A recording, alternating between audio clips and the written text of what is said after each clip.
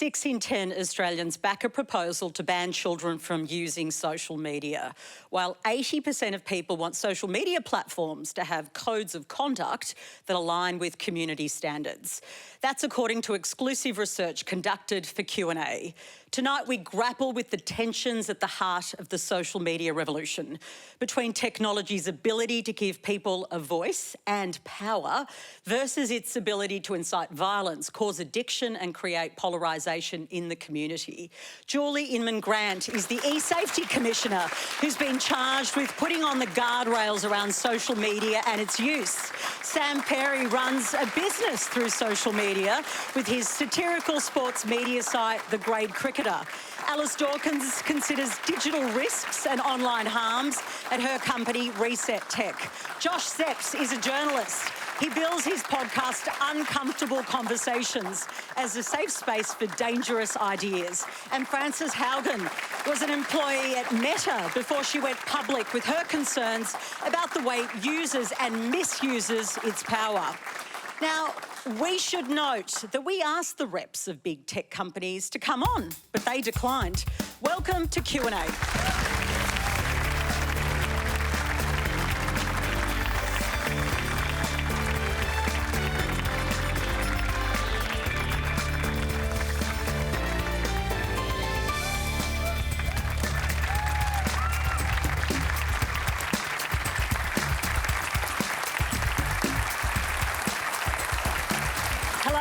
Patricia Carvelis. I want to pay my respects to the Wurundjeri people of the Kulin Nation, where we are broadcasting from tonight here in Melbourne. Remember, you can live stream us around the country on iView and all the socials. Quandra is the hashtag. Please get involved.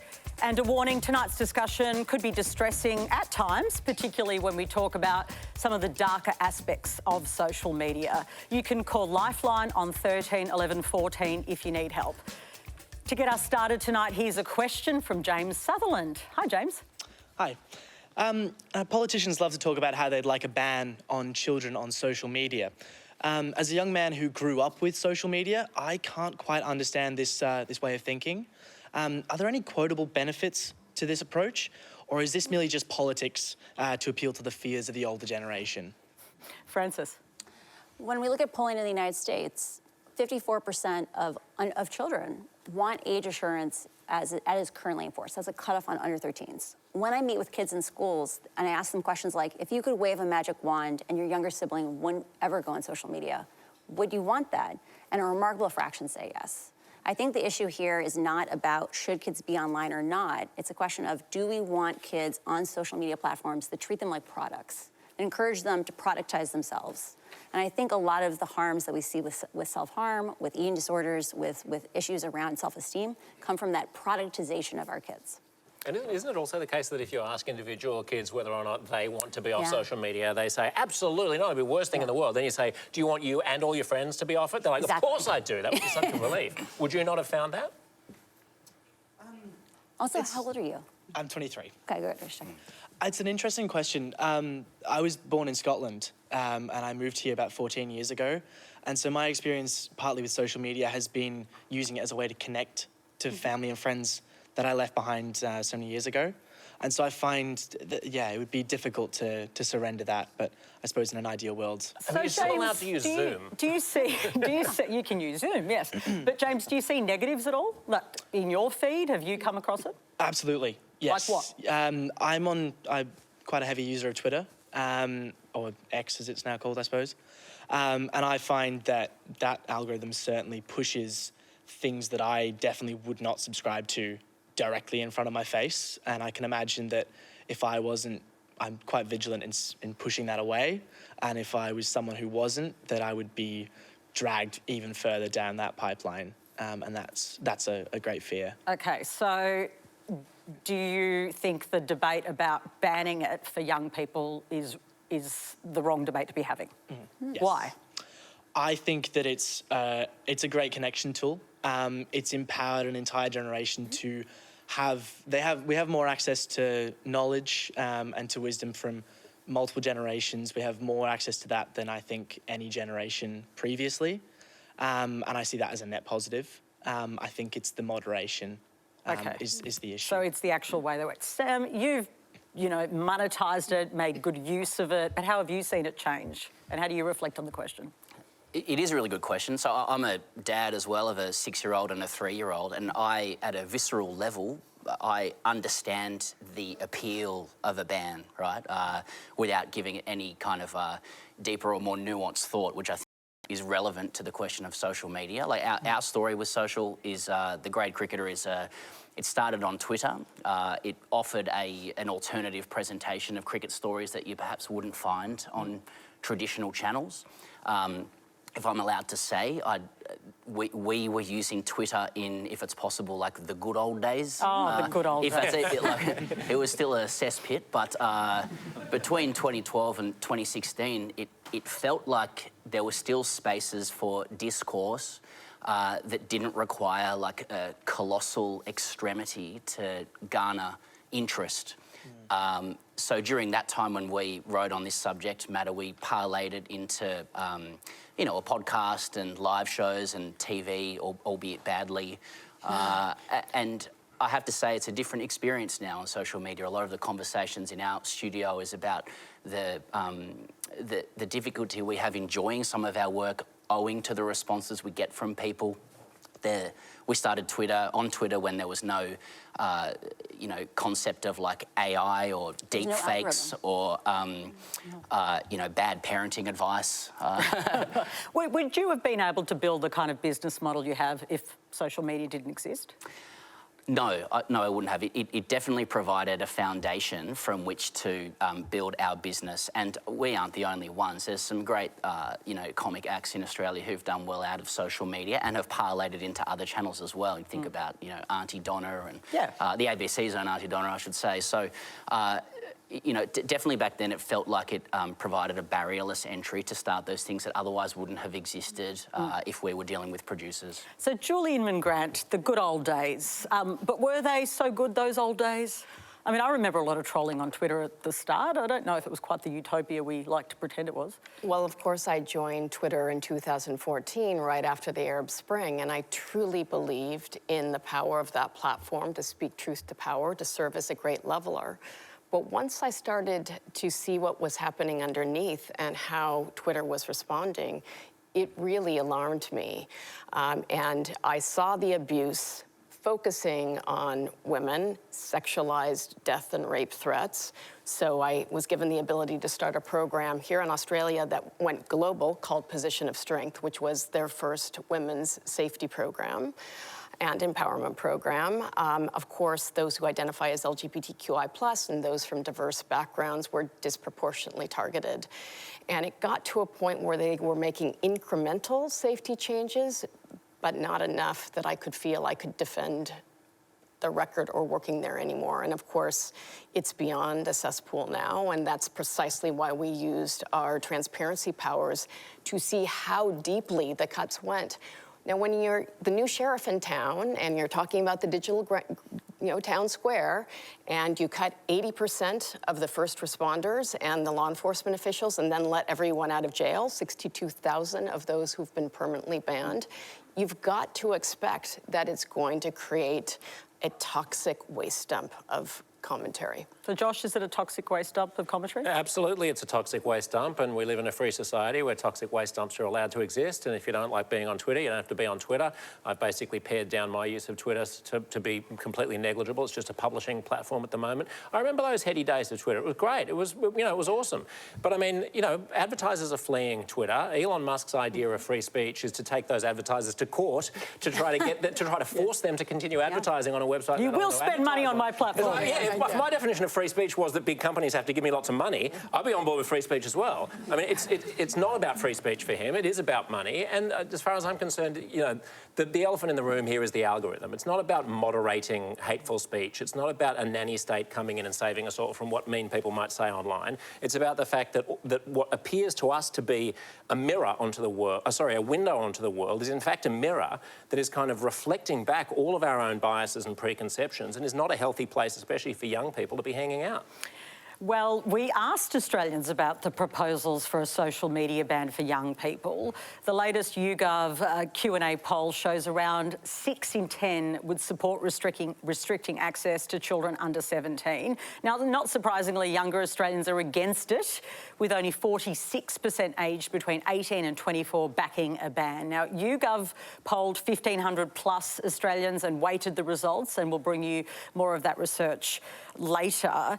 Alice, does that surprise you, those results? Young people don't seem to be big fans of the ban. It doesn't surprise me at all. To go back to where we started, though, we've really got to think about, with these measures that seem a little punitive in nature, who is getting punished and who's actually being held accountable. You know who's going to have to deal with a ban like that? Unpaid regulators, like parents and like teachers. Well, you know, you're basically giving up and saying, let's leave that Wild West over here.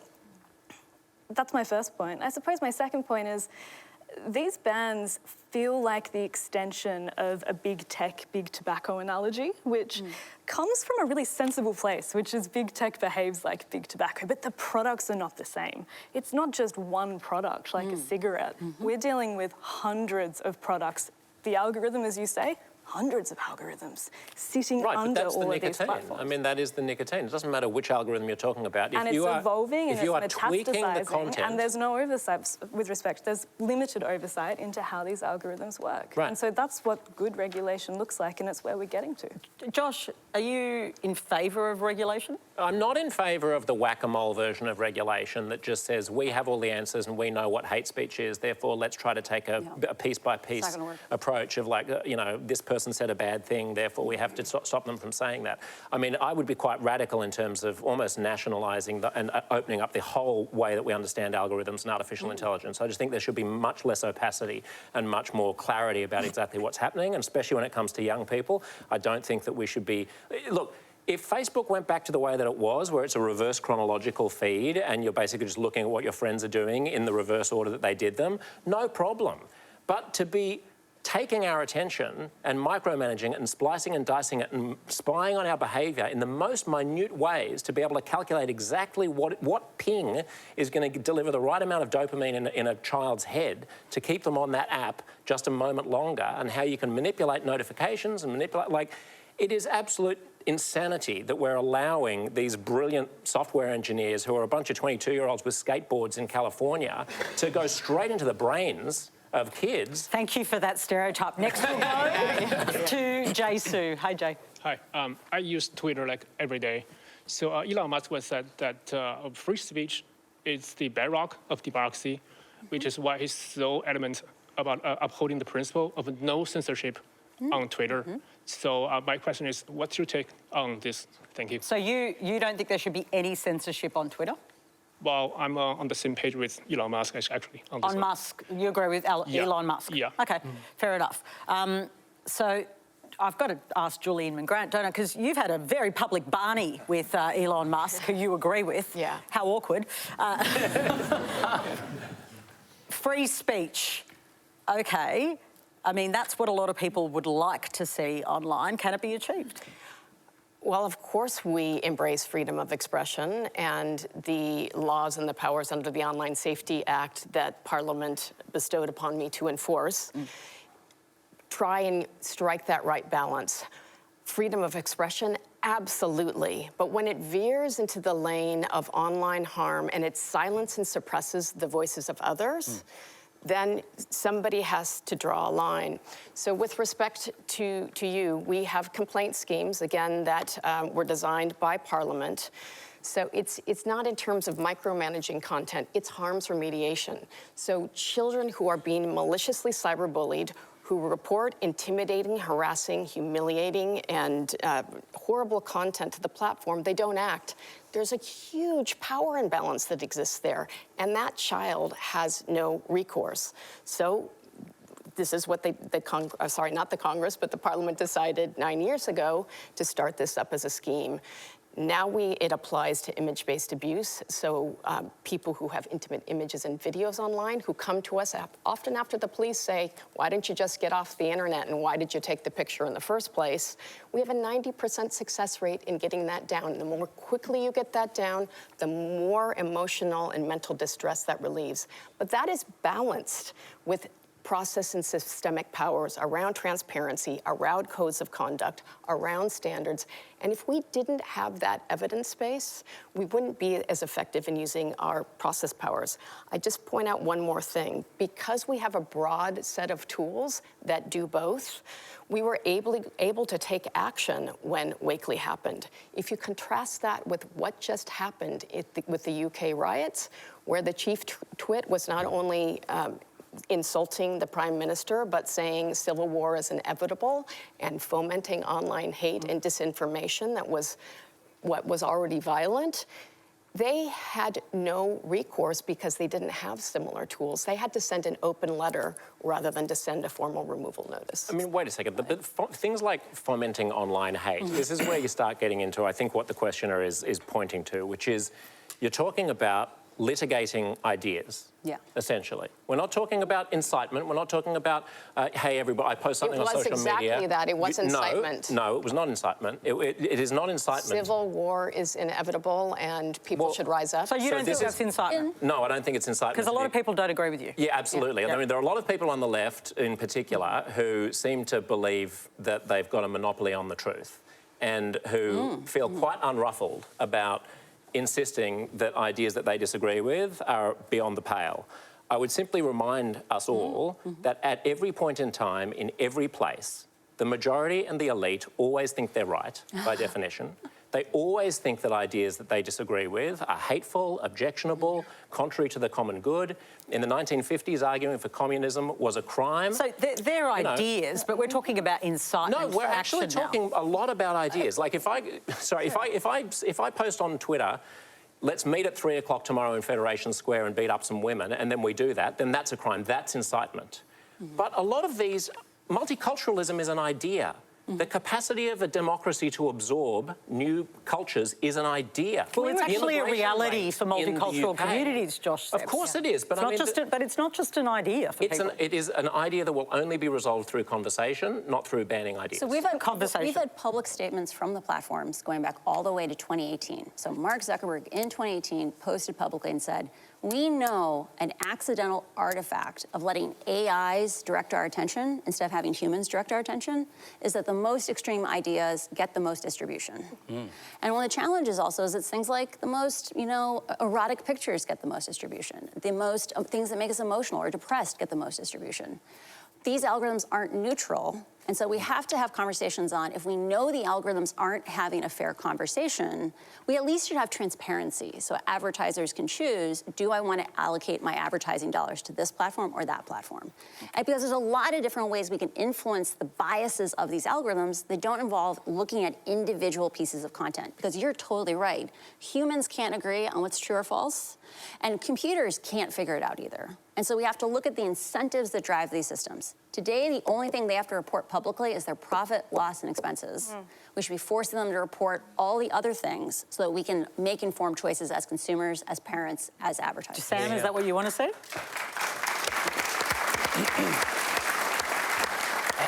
How free is free speech if there's a bias on the ideas that get promoted at one end and other ideas don't get promoted, right? So when the person who wants to call upon civil war is advantaged or amplified on the platform by the person who owns the platform, and the person with... Well, in this case, it's the same person. Well, the person who has a more sensible idea is quashed or silenced. That's not free speech. That's not a free and equal exchange of ideas, which I think is a more nuanced approach to that question of whether free speech is around. No, I mean, can I just say one last thing about that? I completely agree that the algorithm deranges the conversation.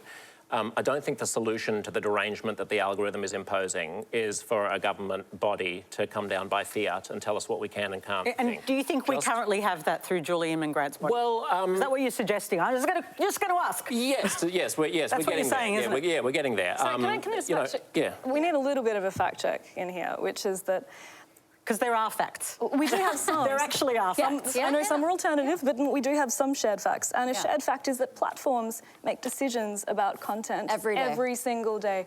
Yeah. Thousands of decisions. And that is, to use a sort of an overused metaphor, somewhat black boxed. And surely, wouldn't you say, Josh, that transparency over all those decisions platforms make about speech is a win for freedom of speech? It's the first thing that I said, yeah. I mean, that I think there should be radical transparency over the algorithm. I think you're misconstruing that right today. Remember that. And we have transparency powers that we've used to great effect that no other country has been able to expose what companies are and are not doing with their algorithms around sextortion, around child sexual abuse material, around online hate. And yes, there are definitions that the Parliament develops for us. I enforce the laws. But you think this should be a free-for-all, that there shouldn't be any safety net for children who are being mercilessly For children, yeah, look, this is nuanced. So, it's a case-by-case basis. But you're saying we shouldn't do it on a case-by-case basis. Well, no, the issue is a case-by-case. You shouldn't be prosecuting people on a case-by-case basis on the basis of what they post. I was just at the airport. It isn't on a basis of what they post. It's on a basis of what they report to us. Under the previous regime at Twitter, before Elon Musk, there were people who were suspended on Twitter for posting men aren't women. That's an idea that is involved in the trans debate, for example, that was considered to be hate speech. There are all kinds of things that you can say about immigration, race, multiculturalism, transgender, sex, that some people will regard as being hate speech. They're saying it now, aren't they? Now, most Australians say free speech should come with limits on social media. Just 2 in 10 think platforms should operate free of any restriction, with overwhelming support for a regulator that can order the removal of content that it says is dangerous to the community. We'll keep this discussion going with a question from Mark Merry. Hi, Mark. Hi. It seems to fall to schools to regulate a lot of the behaviour of young people. It certainly fell to us in that space.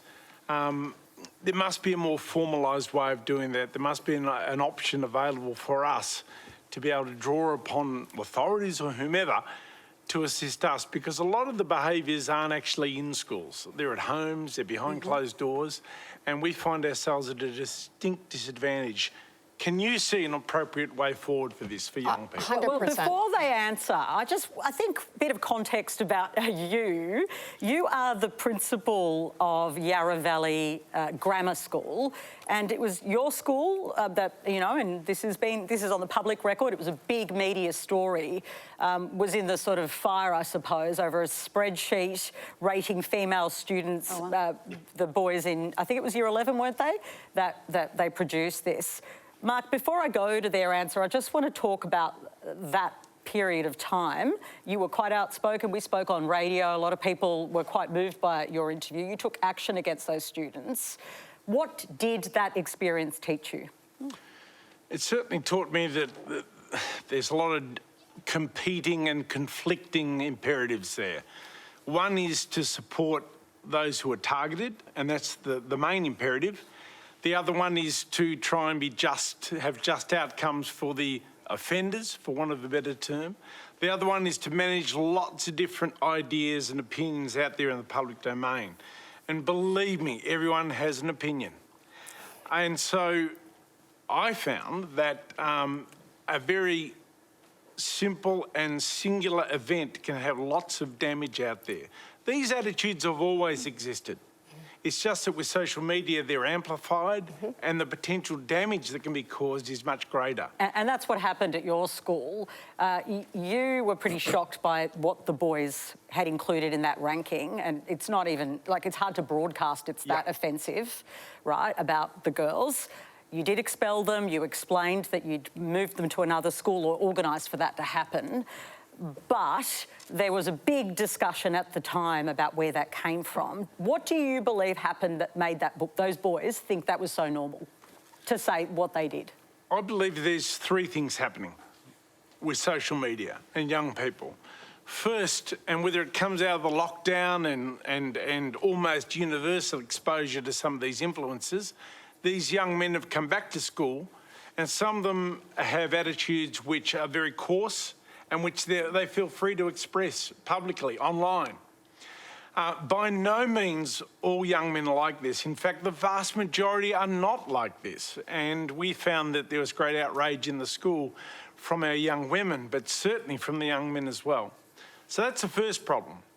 The second problem is that with social media, there's a capacity to create victims of some of these abuses and to be very public in their shaming of young people, and vulnerable young people, I might add, at the same time.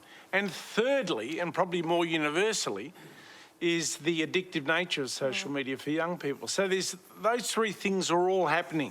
Now, I'm not a big ban social media kind of guy. I agree.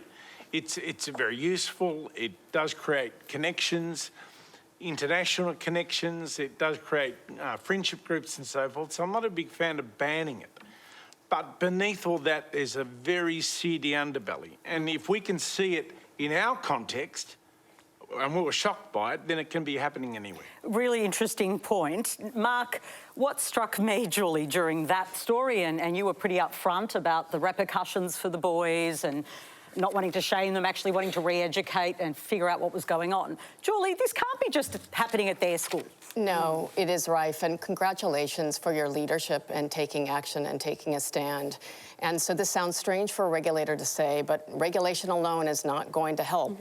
We have to bolster that with prevention on the front end, protection, but also proactive and systemic change. That also means anticipating technology trends and how they might be weaponized, which we did around deep fakes in 2020. It was so early, we couldn't even get the mainstream media to pick up on it, but we predicted that these would become powerful weapons in the hands of young people, and we saw this at Bacchus Marsh. But to answer your question, I don't know if you've ever been on the eSafety website, but we have toolkits for schools. We have, of course, have a youth-based cyberbullying scheme. And we've seen other scenarios in schools where, for instance, kids are self-harming en masse, and teachers and principals won't take action. We saw another situation where a 14-year-old girl said no to a boy who asked her out on a date. 6 of his friends decided to avenge her by piling on with rape and death threats. And that was so serious that we worked with the principals and the parents to issue end-user notices to require the young men to remove the content, to write an apology, and we let them know that they would be on notice. Because right now, people feel that they can abuse others with total impunity.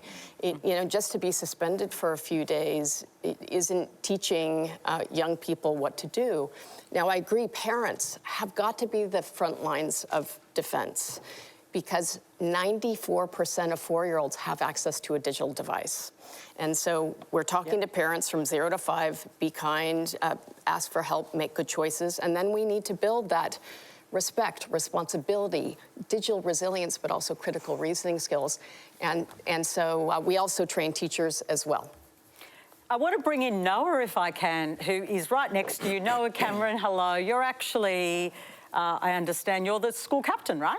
Yes. Okay. Yeah, I am. How did this whole fiasco that hit the newspapers and really shocked a lot of us, how did it land on you and your friends?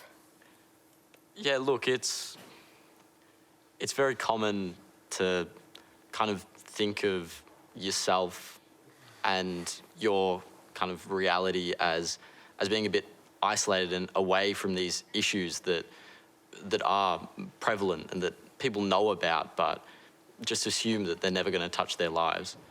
And so it was very confronting and shocking to see these attitudes that you hear about and are disgusting, and yet never ever think that they could come into an environment that you exist in and you think is safe and is respectful. And it's beyond confronting to have that happen. Did it shock you, or have you seen that kind of content online? I think that to be young and to be online, it's pretty impossible to not necessarily avoid the content itself, but avoid reference to the content through the algorithms that you were talking on the panel about before. Things do come up on your feed that maybe you necessarily didn't want to see, but given the extent that they are generating some kind of interest in other circles, they are pushed to you. And so while you can try and tailor your feed and try and avoid seeing these things, in the end, given that it is something that is quite prevalent on the online space, it is quite difficult to avoid. Have you seen Andrew Tate and all of his various mates? I don't know, apparently there's other names, and only old people talk about Andrew Tate, I was told. Is that right?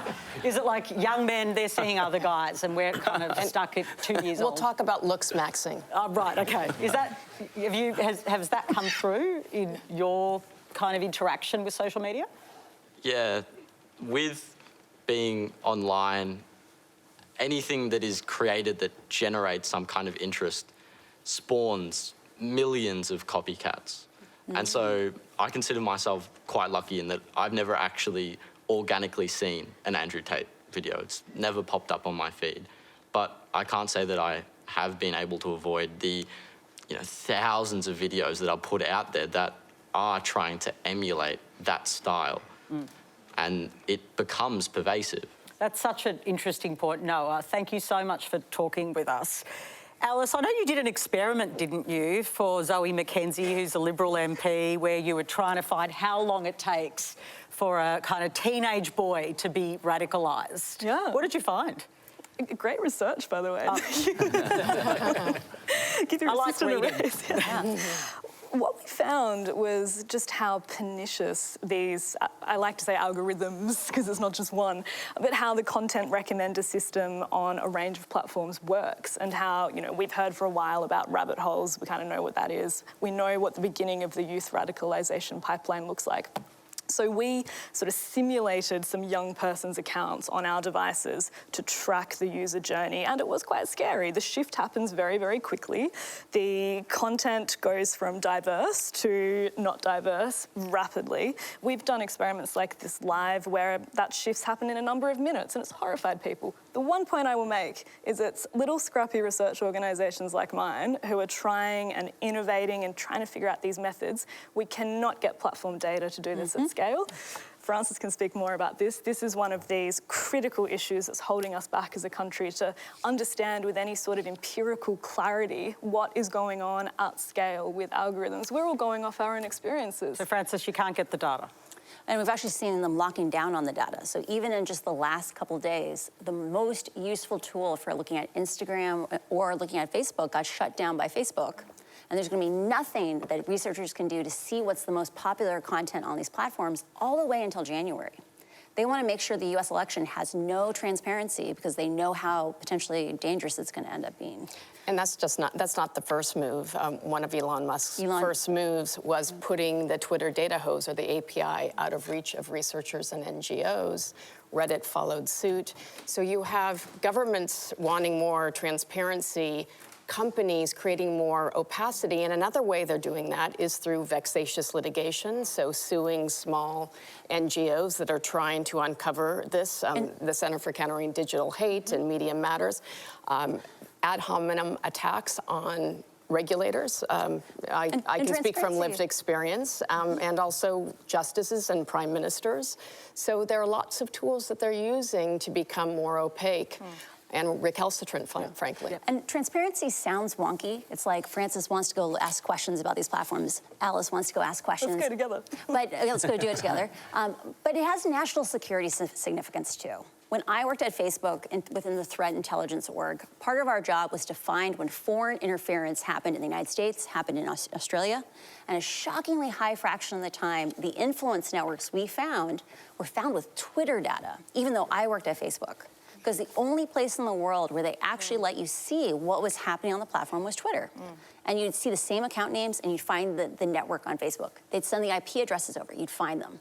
Transparency has safety implications for all of us when it comes to foreign interference. I want to bring in Joe Robinson now. Where are you, Joe? Here we go. Hi, Joe. You actually do research into youth mental health linked to the online world. Can you tell us what you do? Yes, so I lead a research group at Origin, which is looking at youth suicide prevention and self-harm. And we have been doing a lot of work over the last few years looking at the young people's experiences of self-harm and suicide-related content on social media.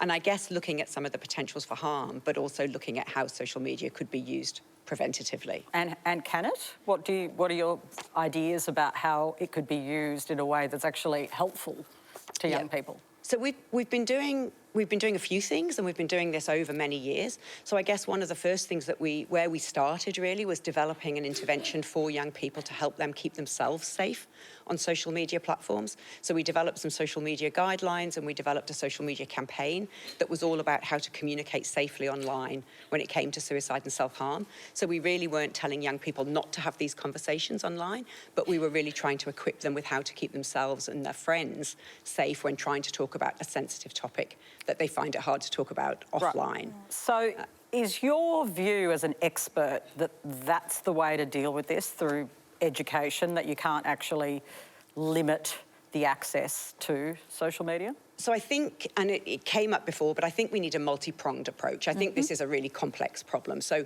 the approach we started with was very much one of equipping and empowering and educating young people to keep themselves safe. It's probably important to say that we also do a lot of work with schools and educators and with parents as well. So we try and take that really holistic approach. But we started that work because what we were hearing, and this was some years ago, and we were at a pivotal point then with social media, where people were sort of saying we shouldn't have young people talking about this stuff online. And actually what young people were telling us was, we're going to talk about this stuff online, whether you adults like that or not. And, you know, the instinct for a young person is to find environments where they can individuate, where they can express their feelings, where adults are not. So our approach then was to very much go down that education route and really educate and equip young people. So as someone who has a lot of expertise in actually what the research is telling us, how does this debate, and in South Australia the Premier saying maybe a ban for under 14, Peter Dutton suggested 16, Anthony Albanese is interested, there is a trial going on, this age. Does that sound to you like it's going to work? No. Okay. And that's not me. I'm not against regulation, actually. So we've just done a big body of work where we've been talking to young people about, again, and professionals as well, policymakers, about their different experiences with this content online. And we certainly heard that young people do get exposed to content like self-harm, suicide-related content, and for many young people that can be distressing, and for a small number of young people it can be harmful. So there are real harms there. But we also heard from young people that they use social media to seek help, to gain a sense of connection, so they don't burden others. And for some young people, they were using social media to talk about these things because they couldn't get professional help.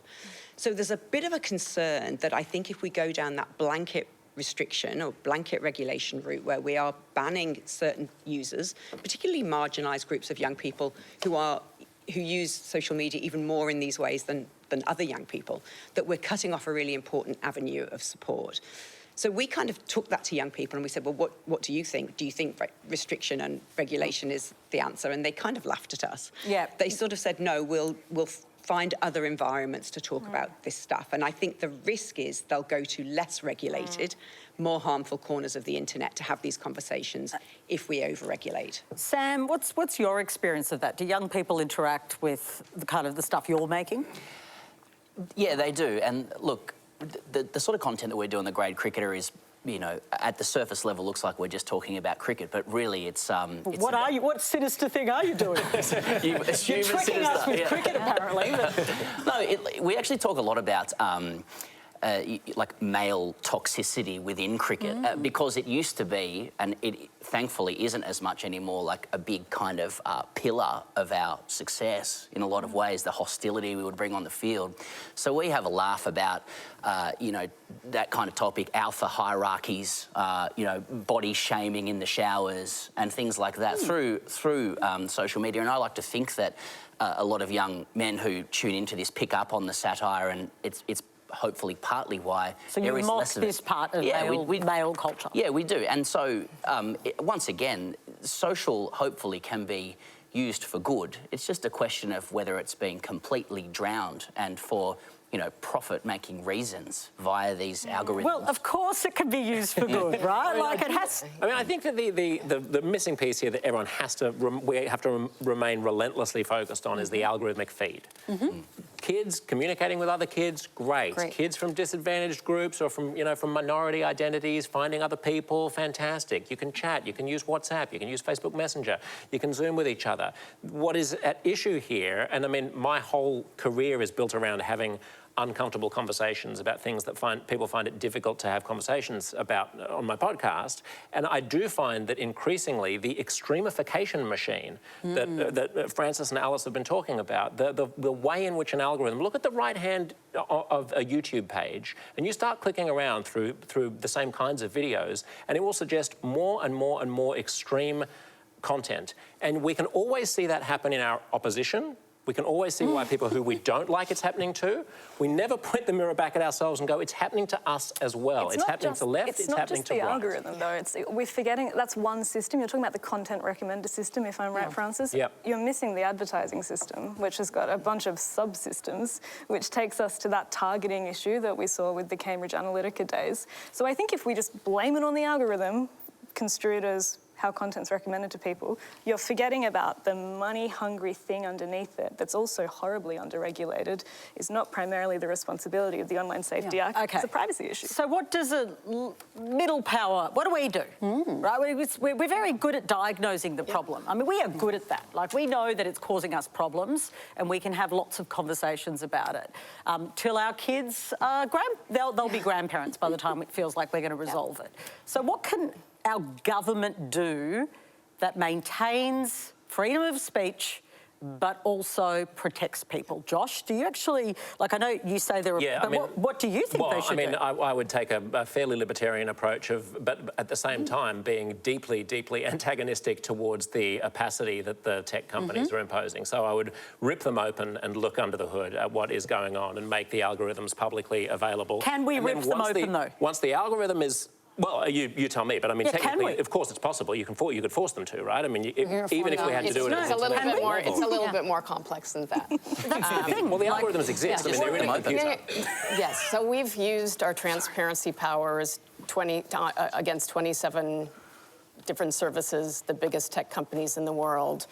We don't have the ability to open up the black box and look at the algorithms. There's a lot to that. And there are a lot of things that would need to happen to build technical regulator capacity to do that. We need to hire data scientists and build the right tools. So the Online Safety Act is being reviewed right now. I think that's very much on the menu for things to look at. A broader duty of care with safety by design at the core is likely there. We'll probably cherry pick the best parts of the Digital Services Act in the EU and the Online Safety Act in the UK. But we were the pioneers in this space. The Online Safety Act of 2015, it's already been reviewed and redone in 2021. So continuing to review and improve to respond to threats. But what I'm really concerned about is, we're in 7 different cases with X Corp right now because they don't like our transparency tools. I fined X last year for not sharing what they were doing in terms of combating child sexual abuse material. I fined them, and they haven't paid the infringement notice. We're going to continue playing a game of jurisdictional arbitrage, and we're working very closely with other governments.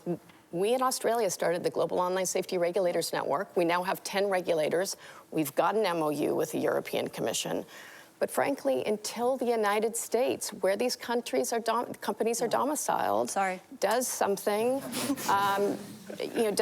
to hold them accountable, we're going to be playing a game of whack-a-mole. Now, if you're just joining us, I can't believe, pay your bills. Joining us, you're watching Q&A with Alice Dawkins, Sam Perry, Julian McGrant, Josh Sepps and Frances Haugen. Next, we'll hear from Pamela Anderson on Skype. And Pamela, welcome to the show. Joining us on Skype. You're the CEO of Emily's List, and I know you work with female MPs and candidates in elections. What are you noticing? What are they telling you? Well, thank you, Patricia. It's great to be here. Yeah, some of the comments that we're seeing are so bad with some of the social platforms for our MPs and candidates that if you were to see these comments said, say, face to face, they would be considered either stalking, assault, or even using threatening words. But often because they're online and usually they're fake profiles as well, so these people are not held to account. Really, we want to know, how do we stop this behaviour? And I suppose we've already touched on it a little bit, but would holding social media platforms responsible with fines, charges, or even restrictions make them more likely to put in better mechanisms to stop this behaviour or identify perpetrators so they can be held accountable? Pamela, because some of the things are going on. Pamela, a really interesting question. Just want to ask you a follow-up, if I can, sneakily here, because you clearly do work with a lot of women who want to run for different levels of government. Do you feel like it's having a chilling effect on women wanting to participate? Absolutely. So it is one of the key reasons why some women do not want to run for public office is because they are worried about being attacked on social media or, having their personal life put all over in a public way. Wow. Okay. So it's having a tangible impact on democracy. Frances, does that surprise you? It doesn't surprise me at all. We saw in the United Kingdom just last year a number of senior women who were expected to be stepping into cabinet-level positions stepped down right before the end because they said they got too many death threats online. To answer her original question, though, she said, will fines change the behavior of these companies? Can we just keep fining them, we'll make them behave? We asked before, Australia's just one country. Is X-Corp just going to keep walking the fines away? I think there's a huge opportunity to come in and say, we need to have at least some guidelines, things like transparency, that are across countries. Australia can be a leader across Southeast Asia where there's a hunger to step up and say, it's bad here, it's even worse there. If you have a group of people that's 200 million people, 300 million people, you start to be like the European Union. They start answering your phone calls. Because fines can work if you start using the might of an even bigger network. Okay. Pamela, can I just ask a question of Pamela? Are we talking about direct messages that are being sent directly into the inboxes of female politicians, or are we talking about, notifications and replies that they're getting in a public social media thread? So some of the worst comments and threats are done through direct messaging or private messaging, so behind that closed scenes. But at the same time, there seems to be no reluctance to be quite awful and threatening, even in that public forum as well. And why are people's direct messages open? Well, you saying that it's on the person, like close your direct messages? I mean, to some extent, mine are not like that easy to get in, but my feed is just full of I used to endure this. I was a subject of a number of social media pile-ons in the early days of social media, and then someone said to me, it's a bit like you've just given your phone number out to everyone in the world and you're surprised when people are texting you mean text messages. I have effectively, because I was doxxed and my children's names were put out there. And I feel for female politicians and journalists and those in the public eye, but 1 in 3 Australian professional women have received online abuse in the context of their jobs, and 1 in 4 have said they will not take a job promotion if it requires them to be online or in the media. So there is a chilling effect happening, and the way that online abuse manifests towards women is so different. You're not, sorry, I hope you're not getting, rape threats or, personalized things about your appearance. Look, as a gay guy and a Jew, I can assure you that I get a few. Sure, I'm not saying you haven't received, because I've seen them. But do you think there is a different way that women are treated online? Certainly, absolutely. I mean, I don't want to abuse bad language, but nasty people will be nasty, and they'll be nasty about the easiest thing to be nasty about, right? So if you're a woman, they're going to deploy that. If you're gay, they're going to deploy that. If you're a person of colour, they're going to deploy that. But it's fascinating, If you're a couple, if we extra fun. Exactly. But the thing is, like, when we actually look at this distribution of things, not to like borrow a bad meme, but not all men, right? Like, it's a small number of men who online do the repeated abuse over and over again. And one of the techniques that we have for dealing with a lot of different kinds of online problems is looking at behavior, patterns of behavior, instead of individual pieces of context. So a single death threat is different than someone who sends death threats every single day. And what we see is probably half or 75% of all this hate is coming from a small number of people who make it their hobby. Putting them in timeout for a day, putting them in timeout for 2 days, like putting a little friction in it. If they want to persist, they can, but there should be things that trade off in these systems. But that means that these companies have to be using signals and actually enforce their own policies, which is what we continue to see, and that's why our schemes are set up the way they are. If you're a child being cyberbullied or you're an adult experiencing serious cyber abuse, you report to the platform first. We're there as that safety net to assess under the thresholds that were laid out by Parliament whether or not it meets them. We often work informally because they get such huge volumes, they miss context, they miss culture. So, you know, we're the detritus on the online road, and we do need some way to be able to bridge that power gap and help Australians when they're in the throes of online crisis. Wow. I'm going to give you a moment to speak, Alice, because I know there's been something you've been wanting to say. I thought this was such an elegant example of these issues we face. Throughout this program, we've been talking at about 3 levels. We've been talking about the harms that happen between people and people online. We've been talking about healthy suspicion that citizens have towards government, you know, finding ways into their online profiles. And then there's the third thing, which is still, I'm sorry, feeling under-discussed, which is the harms that companies do to us through neglect or willful blindness or just a lack of accountability. And in this example, we're seeing, yes, what people do to other people online, but we're also seeing systems that companies are not doing enough about, like the fake account system. That is a tech company problem. They can do something about the construction, the proliferation, the persistent proliferation. Okay, so why don't they want to? Daily and monthly active users. Profit metrics. So we just announced today that we've seen a 1,300% increase in sexual extortion targeting young men in Australia over the past 4 years.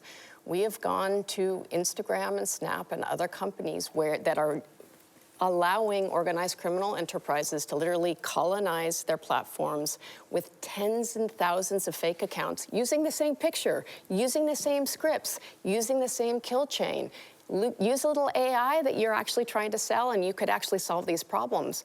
But if 30% of the accounts on Facebook today are fake, if they actually eradicate it, then they start to lose advertising revenues. So there are... Stock price plummets. Yep. Okay. And to be clear, one of the things that we filed in our SEC filings was around the idea. So the SEC, for context, in the United States it's legal for companies to do lots of horrible things, but it's against the law to lie. Like, you can't do crimes against investors. And in the case of Facebook, one of the claims to be made was they over-reported how many users they had, sometimes by 10%. And so Facebook, these companies know there's fake users, but they choose not to take them down because the number of users they have is how valuable their company is. Pamela, thank you for asking your question. It was a really great question. I want to bring in now Salman Saikon, who has a question for us. As a young person who's often told that my generation spends too much time on social media, what are the views of the panel in terms of how much time on social media is too much? Oh, great question. All right, firstly, I'm going to make them fess up, okay? Yeah. How much time do you spend on social media? Oh, a lot, because I'm running our simulated accounts. Okay, but... I see you're using work as an excuse, which I do as well. For yourself? A few hours. A few hours a day? A shameful amount, to be honest, that I disguise through work, but ultimately I do feel in its grip. Are we talking in the many hours? Oh, multiple hours. Multiple hours? Yes. Julie, I know It it's is your a hazard job. of the job. No, but I mean, that role modeling is so important. I've got 3 kids. You know, you can't tell your kids to get off Fortnite if you're scrolling through your Facebook feed at the dinner table. Yeah. My podcast, Uncomfortable Conversations, is about analysing how we're having conversations and how we could be having conversations better and how people are having conversations poorly. So when I need to do that, social media is a great place to find people having terrible conversations in terrible ways. Research. That being said, I did basically get rid of social media. Now, my producer now puts out clips and people argue with them and they shout and they call me all kinds of names and I never see it. And honestly, a week, will go by and I might log on. It's not on my phone anymore, maybe 2 or 3 times for a few minutes. Has it been better for your well-being? Oh my goodness, enormously. Life-changing, life-changing. So I'll give you a shocking answer, which is if you go and poll Facebook employees, most of the people who actually built the product use it very, very little, right? Which should give us all pause. And why do you think they use it so little? Because they've made it and they can't stand to look at it anymore? I think part of it is that they have an internal Facebook. Well, one, I think they get to see all the sausage is made, and so there's a certain amount of discomfort there. But I think the secondary thing is they have an internal version of Facebook that they use to function the company. And I think everyone gets saturated at some point in the day. There's only so many minutes you can spend online before you just burn out. But for myself, I think Alice often asks this question, what is social media, right? So if you count Instagram, Facebook as that, I use almost no social media, which I should do more because I want to have more conversations with people. But I definitely have a YouTube habit. So if YouTube is social media, I spend maybe 2 hours a day, but I have a documentary addiction. I'm not just a little nerd, I'm a very big nerd. It isn't just, it's not just time online, it's content, it's what children are looking at. It also depends on the individual circumstances of the young person. Totally. And the time of day. Can I also just shout out new alternatives to social media? When you ask me, do I spend any time online? Well, actually, I communicate with my audience on Substack, where they're paying to be part of the community, or at least they're subscribing. They put in their email. Do you have a Discord? They've chosen, no, but only Substack. And, and there's no algorithmic nature to it. They're not being fed things. And that's a great, nice community of people who are like-minded. So there are alternative communities, but, the youth are on TikTok and Meta products, right? That's where they are. So I think an interesting thing to bring up is that if we were in China limits under 18-year-olds to 40 minutes a day, and they cut them off at 10 p.m. at night. And I think the issues around how much time is enough also should be asking what time of day is appropriate as well. Every minute you have a kid online after 11, 12 o'clock at night, statistically speaking, they do worse in school. They're more likely to develop serious mental health issues like bipolar schizophrenia. They're more likely to die in accidents, not just driving ones, but of all kinds. So I think things like saying, should we be putting in place incentives to have fewer kids online at midnight, or in the US, a third of teenagers are online on most school nights until midnight or later. A third. And there's a lot of guidance at esafety.gov.au for parents. And part of I have my kids not use technology in the bedrooms, using them in open areas of the home, and we charge them overnight. Okay, so that's all the kind of, pass your phone over and my kids experience that every night too. Lucky them, but ultimately that's... And they fight with you on it. All that, individual responsibility. I find that they know how to find hacks, most kids, to get on in different ways too. Screen time, parental controls are great too because it shuts it off for them. So, final part of the show, and this one's kind of adjunct to yours. What is one thing, and I'm going to go around and you're going to answer it really quickly, that you could do immediately, I don't mean personal responsibility stuff, but I mean big idea, to actually tackle this problem? Alice? Tomorrow, government could bring in a muscular privacy act and get to the underlying advertising underbelly of these problems. Hit them where it hurts. I like Francis's idea of better networks of nations pressuring the US to actually get to the bottom of this? I would say have conversations early and often with your kids about what they're doing online, just like we ask them about school or their friends, and maybe co-play and co-view with them and make it a joint activity. I want to come over to Frances's place and watch documentaries on YouTube Yeah. of lions killing gazelles at 2 in the morning. I do have a problem. But You can ask my husband. look, I mean, I would just say, remember that the people who are screaming at you online also think that they're right just as much as you do.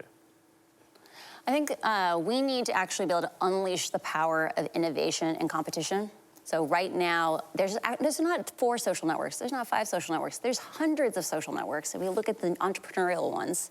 But right now, advertisers don't get to fuel the good ones and starve the bad ones. Because even basic questions like how many kids are online at 9, 10, 11, 12, 1, 2, 3 a.m., they don't know the difference between the different platforms because the platforms don't tell them.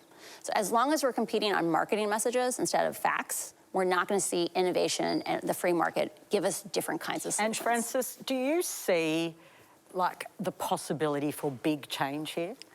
The part of why I brought forward so much information, I brought through 22,000 pages of Facebook research, was I wanted people to understand that Facebook had tons of tools, that they had run experiments, they knew the results of them, and they chose time and time again not to use those tools because it would make people use the platform just a tiny bit less, made a tiny bit less money. Until we have incentives that reward something other than just dollars. And remember, it really is rewarding US dollars because the money leaves Australia. Until we have that, we're going to have social media that treats us like products and doesn't value our well-being. Thank you. Well, that's all we have time for. Thanks to the panel, Alice Dawkins, Sam Perry, Julian Mangrant, Josh Sepps and Frances Haugen.